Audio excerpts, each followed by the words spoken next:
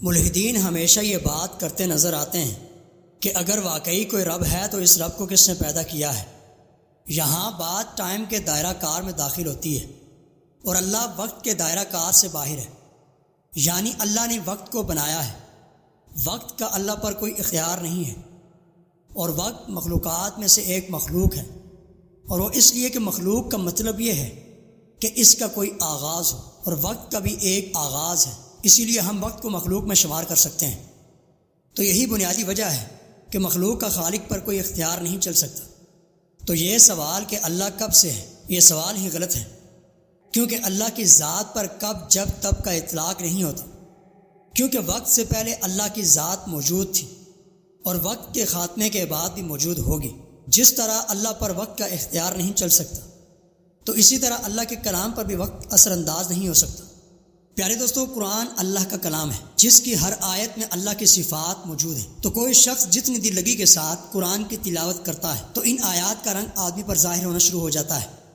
تو آج بات کریں گے کہ کس طرح مولا کائنات مولا علی علیہ السلام گھوڑے پر سوار ہونے سے پہلے قرآن پاک مکمل کر لیا کرتے تھے۔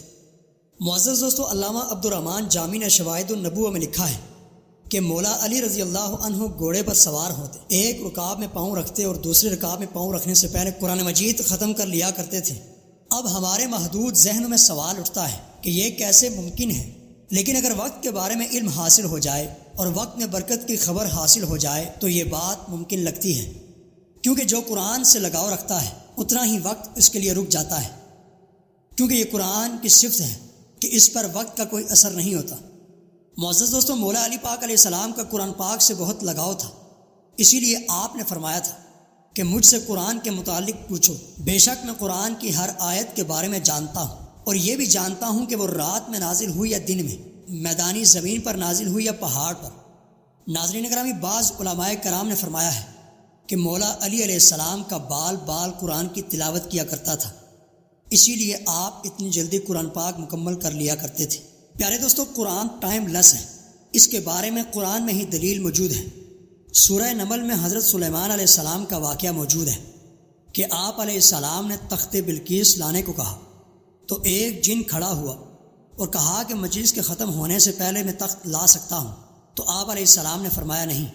پھر ایک اہل علم انسان کھڑا ہوا اور کہا کہ میں پلک جھپکنے سے پہلے اس تخت کو آپ کے پاس لا سکتا ہوں۔ معزز دوستو، یہاں یہ بات سمجھنے کی ہے کہ حضور کی امت کے اولیاء، صحابہ کرام اور اہل بیت جملہ تمام امتوں سے افضل و اعلیٰ ہیں۔